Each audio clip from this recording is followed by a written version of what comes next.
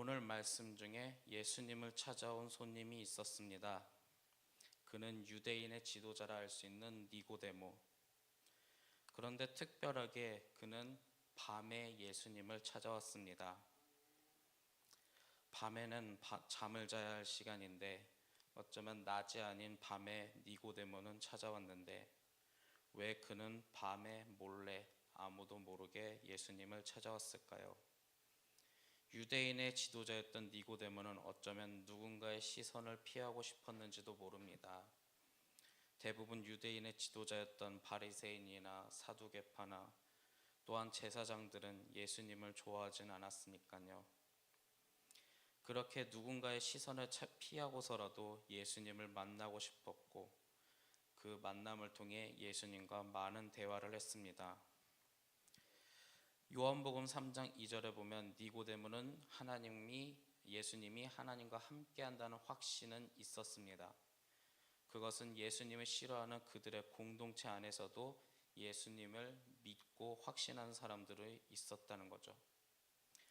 그러나 이야기의 순서는 바로 그 다음 절 3절에는 예수님은 거듭나야 하나님을 볼 수 있다라는 말을 합니다. 뭔가 대화의 순서가 좀 어색하긴 하지만 아마 문맥상으로 보면 니고데모는 하나님 나라, 즉 자기가 이후에 하나님 나라에 대한 확신이 부족했던 것 아니었을까 생각도 해봅니다. 그렇기 때문에 예수님은 가장 핵심적인 것을 어쩌면 밤에 빨리 예수님을 만나고 돌아가야 하는 그 사정을 이해했는지는 모르겠지만 예수님은 니고데모에게 네가 거듭나야 하나님 나라를 볼 수 있다라는 이야기를 합니다. 여기서 거듭난다에 대한 의미도 어쩌면 21세기를 살아가는 우리도 생각해 볼 필요가 있습니다. 그러나 니고데모는 오히려 우리가 생각한 것과 다르게 엉뚱한 대답을 했습니다.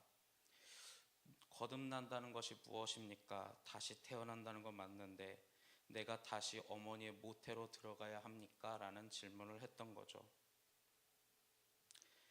예수 믿는 사람들이 추구해야 한다는 거듭나야 한다는 뜻에 대해서 어쩌면 예수님은 네가 유대인의 지도자인데 그것을 모르느냐라고 반문하기도 합니다. 그런 것처럼 어쩌면 니고데모는 하나님 나라에 대한 확신을 갖고 싶었고 어쩌면 그 의미, 거듭난다는 의미에 대해서도 더 궁금했던 것 같습니다. 그래서이기 때문에 예수님은 거듭난다에 대해서 물과 성령으로 난 사람, 그 사람이 바로 하나님 나라에 갈 수 있다라고 이야기를 합니다. 그런데 예수님의 말, 물과 성령으로 난 사람이라는 것 또한 굉장히 난해하기도 한 건 똑같은 상황이지 않을까 생각도 합니다.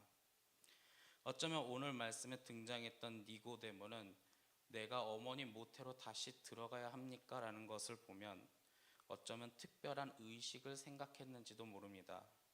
이후였던 유대인들은 바벨로니아에 의해서 나라가 멸망당하고 70년 동안 타국 생활을 하며 그곳에서 다시 고향 땅으로 돌아와 성전을 세우며 살아가는데 이후에 어쨌든 70년 동안 타국 생활을 했다면 그에 대한 정체성에 대한 흔들림이 있었습니다.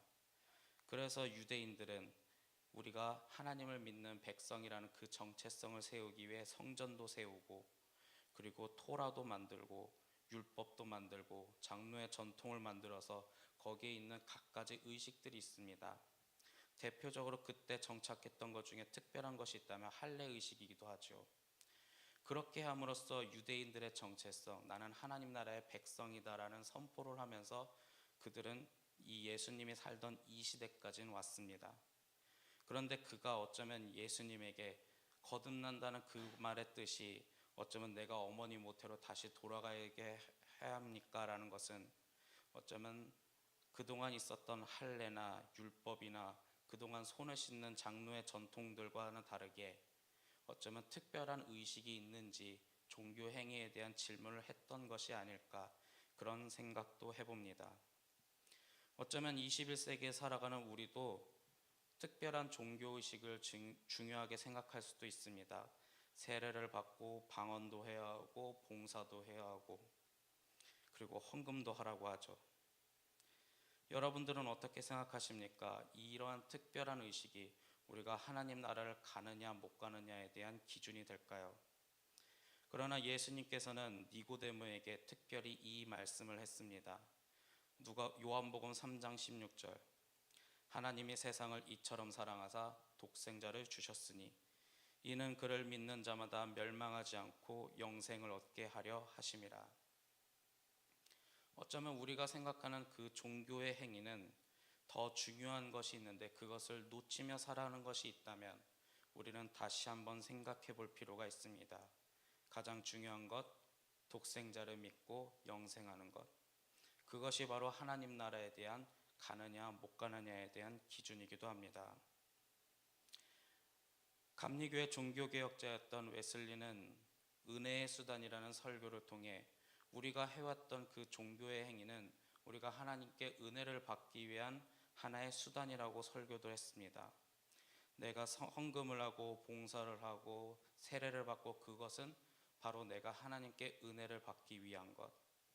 그렇다면 그 행위 속에서 우리가 더욱더 생각해야 할 것은 우리가 독생자를 믿고 영생한다는 하나님과의 관계성을 생각해야 하는데 어쩌면 21세기를 살아가는 우리에게는 그것이 그저 지나가는 짧은 순간처럼 느껴지지 않을까 생각이 듭니다. 우리는 예배를 하고 기도를 합니다. 중요한 것은 내가 하나님과의 관계성이죠.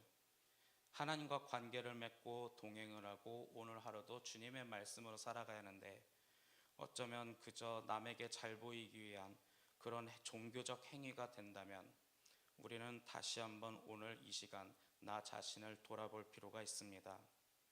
어쩌면 니고데모 또한 특별한 종교 행위가 무엇인지 예수님에게 묻고 싶었던 것 같습니다.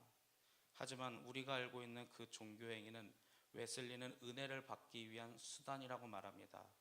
그렇다면 오늘 이 시간 기도하는 것과 예배하는 것, 그것이 종교 행위로 끝날 것인지 아니면 은혜를 받는 수단이 될 것인지는 여러분들에게 달려있다는 것입니다. 여러분들이 기도할 때 하나님을 더 생각하고 나 자신의 욕망이나 욕심이 아니라 하나님을 생각하고 예수님을 생각하고 그리고 그 관계성을 맺으며 세상 속에 나아갈 때 그 세상 사람들과의 관계성도 하나님의 사랑으로 예수님의 마음으로 맺느냐 안 맺느냐, 그것이 우리에게 중요하지 않을까요? 우리는 성경을 보다 보면 하나님의 말씀을 봅니다.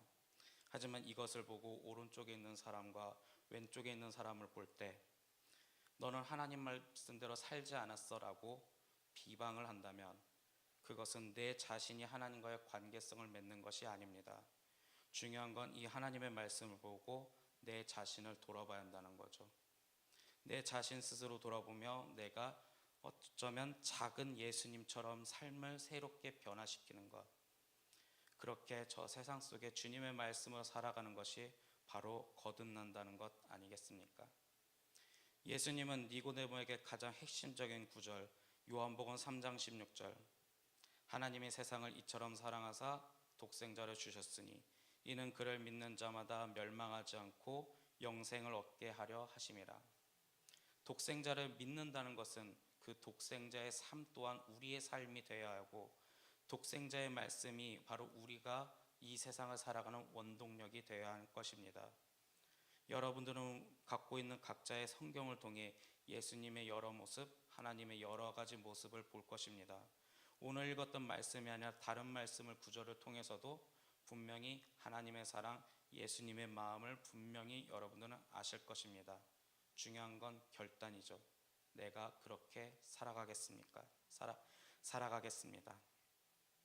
그래야 우리가 이제껏 해왔던 것이 그저 종교 행위가 아니라 바로 은혜의 수단이 될 것이며 그게 바로 여러분들과 하나님과의 관계성을 더욱더 가깝게 더욱더 친밀하게 할 것입니다.